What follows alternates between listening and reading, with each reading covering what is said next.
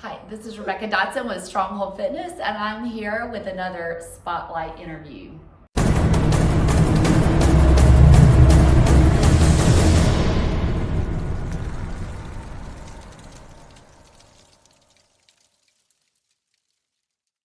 All right, I'm back with Rachel Knytych. Thanks for coming back again, Rachel.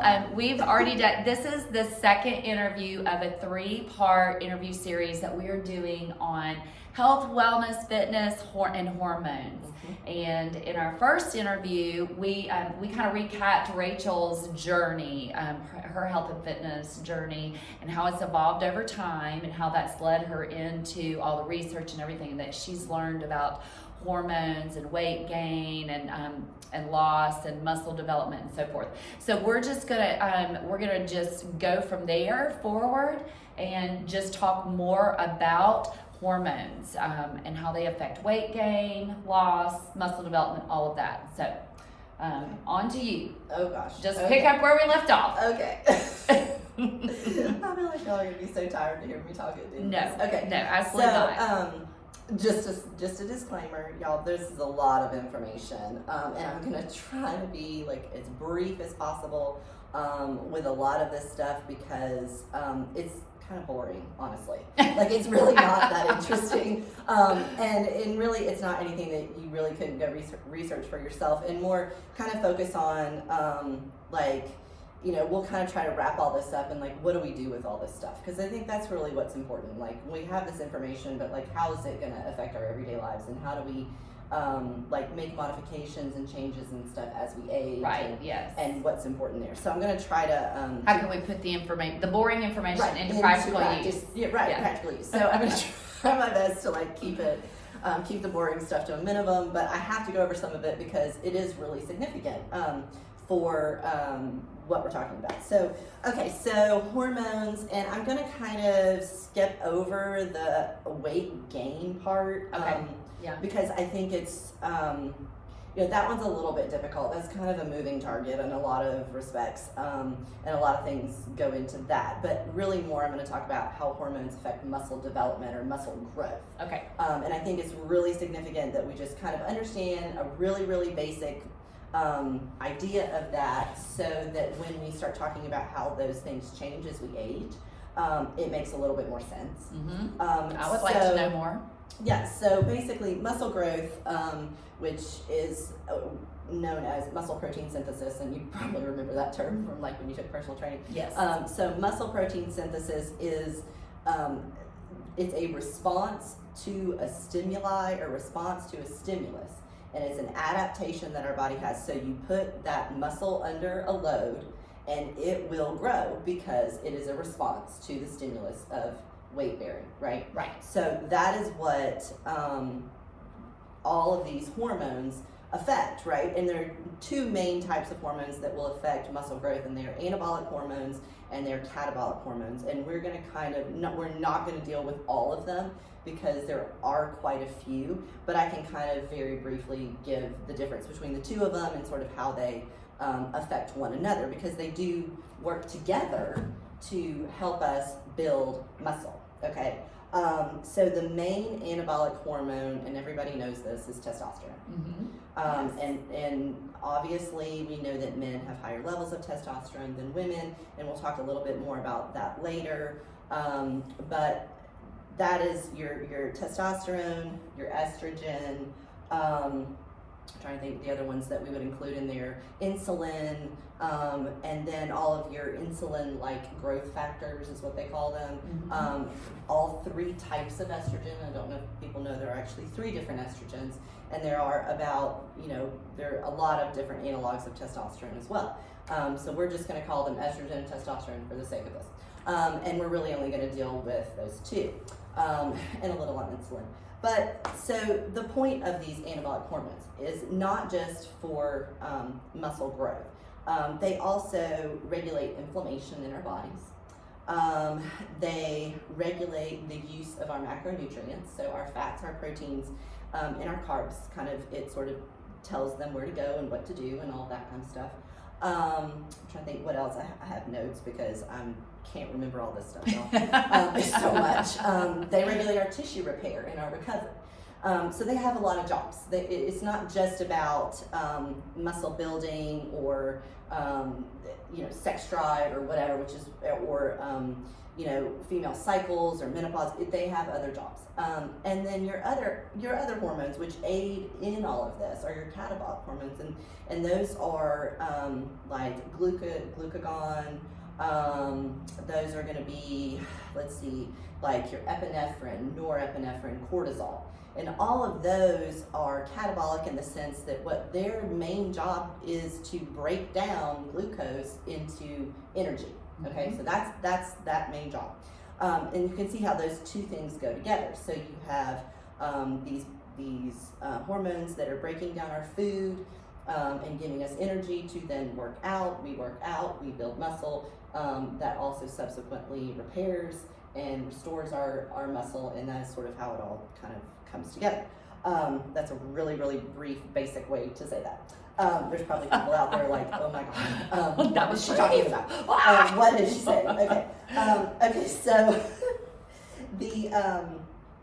and mostly I want to say, like, because I feel like I have to make this disclaimer, like, I'm mostly talking about strength training here. I am in anabolic and catabolic reactions. I'm not getting into aerobic and anaerobic stuff, although aerobic metabolism and anaerobic metabolism, that's going on within your muscles while you're working out, but I am specifically referencing strength training here. Okay, yeah. And that muscle development. And there's a reason for that, and again, I'll talk about a little bit more about that later. So these hormones, have you ever heard going back, like, have you heard people talk about like an anabolic window, and you're supposed to eat certain things at a certain time after you strength train and that kind of thing? Yes. Well, that is a real thing. I do get questions like, is that a real thing? Is that really something you should do? Well, it really is. And if you think about what those anabolic hormones are doing, if they are in charge of regulating inflammation and tissue repair and what we're going to do with those macros, and we're in charge of building muscle, then providing them with appropriate nutrition within a window that is usable that'd be important. Right. So that anabolic window does exist, and it is super important, and protein is usually what you want to do after a workout, and it will utilize that for muscle protein synthesis. Okay. So that makes sense. Yeah, so that's kind of right, like that's just kind of the brief gist of it, right? Because that's what it's there for. Okay, so moving on, and we're going to talk more about cortisol and with that sleep in the next interview. So I'm not really going to get into too much with cortisol in this one, although that one is incredibly significant to all of these things. Okay, so so I'm not going to leave it out, but I don't want to get into it right now. Okay, so basically we've talked about in a really basic fashion, I think, how we're building muscle, like how those hormones affect our ability to build muscle, okay? Right. And how they direct all of these. How those two different types of hormones work together to in order to help build muscle. And so with that, what I kind of want to go into is the weight gain side of this. And as we age, and that's going to be question number 2, but I'm going to kind of just stick them together, because I do think I think the question you most get from especially females is, why am I gaining weight after I turn 40? Like, why is my metabolism slowed down? Why does it seem like I'm gaining weight here? Like, you get these kind of, you notice similar questions throughout. Yes. And it's usually in females over 40, but it's in men too. I always like jokingly say there's menopause and there's menopause, and it's real, like it's a real thing. They really do lose hormones as well. So it's not so much that hormones are making you gain weight. I would say it's the lack of hormones that is making you gain weight.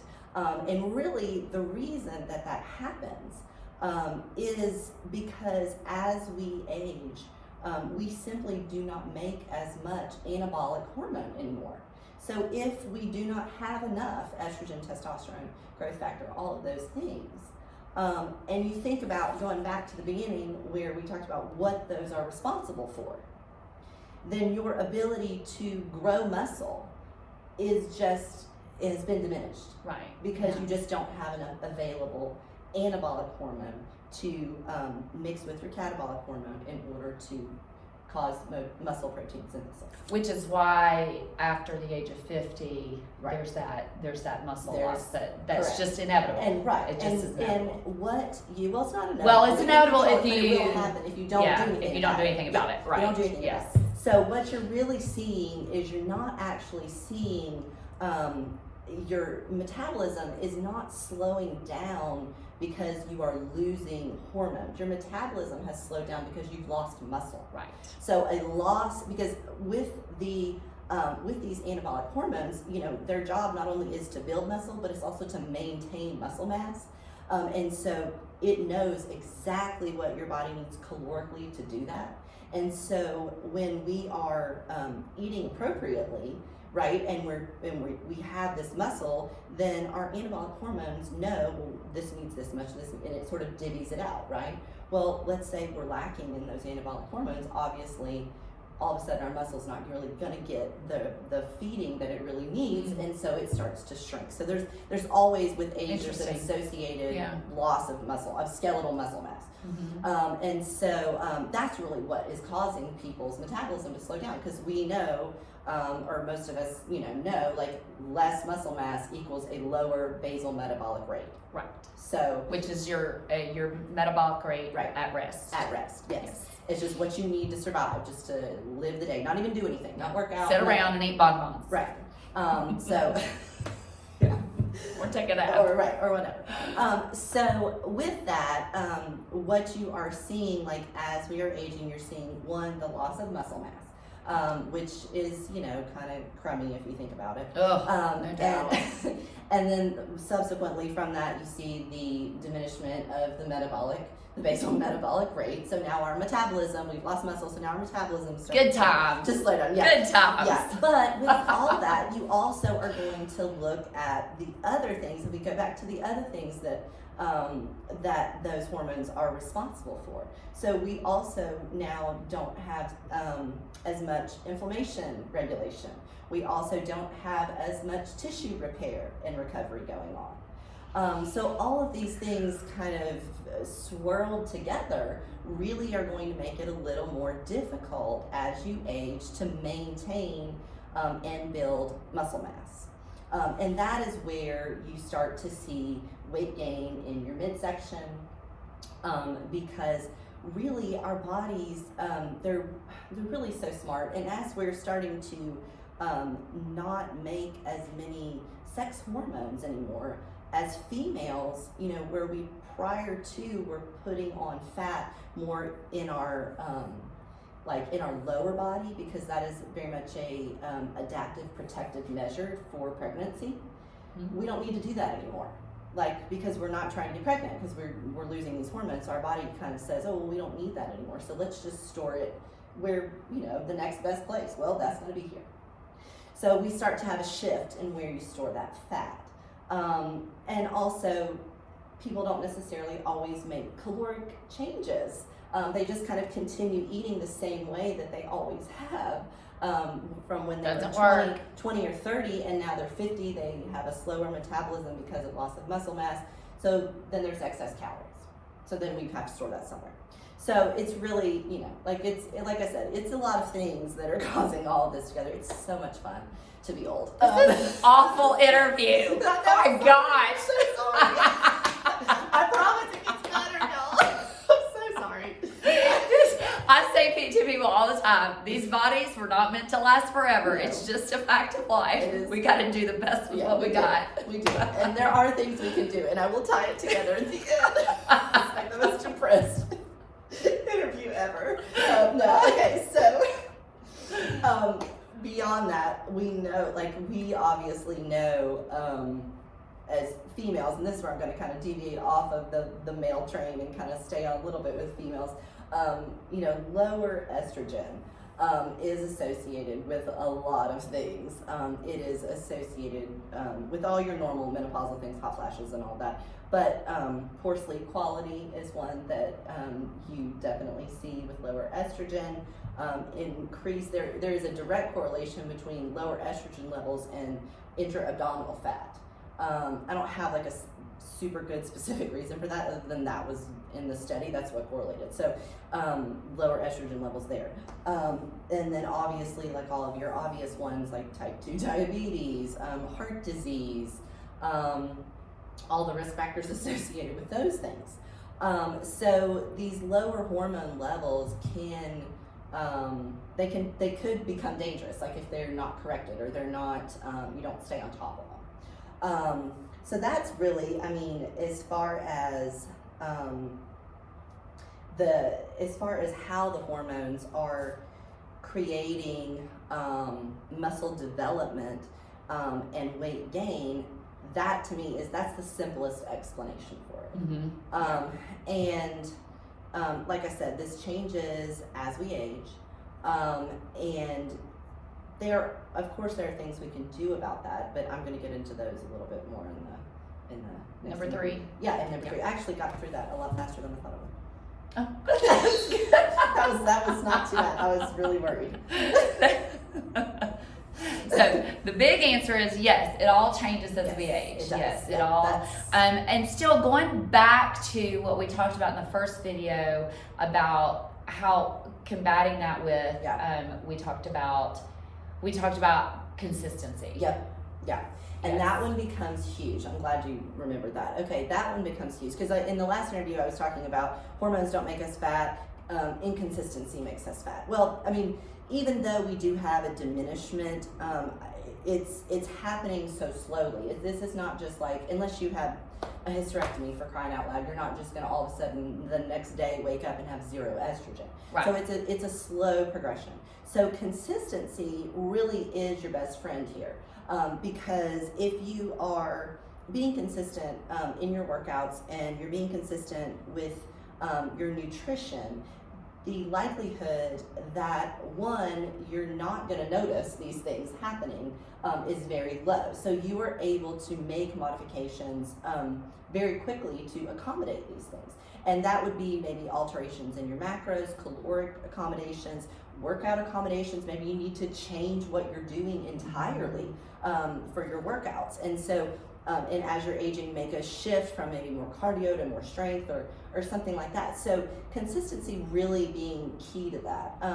And I will say, this is not something that needs to be started, when we're 40 and all of a sudden we notice our metabolism has slowed down. The earlier we start doing all these things, the earlier we start building muscle, the less likely we are to have issues down the road. Yes. And that's not just with metabolism and hormonal changes. I mean, that's bone density and brain development. I mean, there's all the things. Slews of articles and oh my gosh, like so much research about inflammation and brain activity, and as we age, and strength training being one thing that they show rapidly decreases inflammation in our body, and and very much decreases our risk for Alzheimer's and things like that. So there's a lot of good reasons to start all of these things early and be consistent with them as you're starting to get into those years where things are starting to change.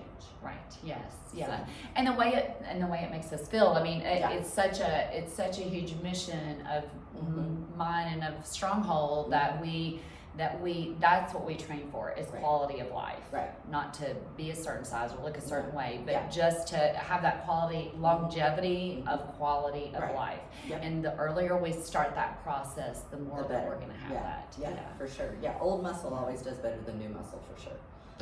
I like that. Yeah. I have a lot of old muscle. Old muscle. I like that.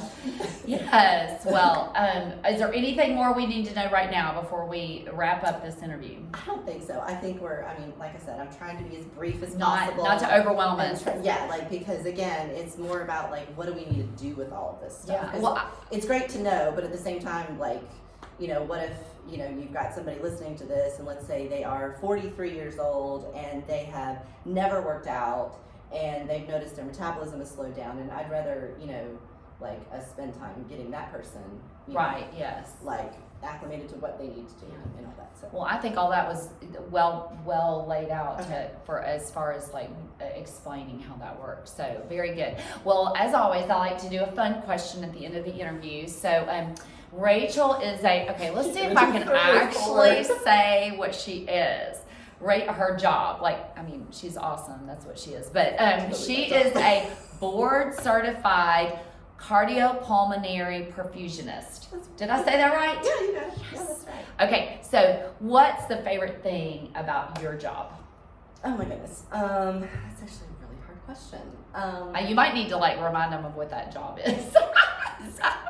I'm gonna let them look that up. Okay, all right. You can just look it up. It is kind Maybe it's just too much to explain. It is a lot. Okay. So they can look it up if they want to. I think for me, it's the perfect job. There's really not a lot about it I don't like.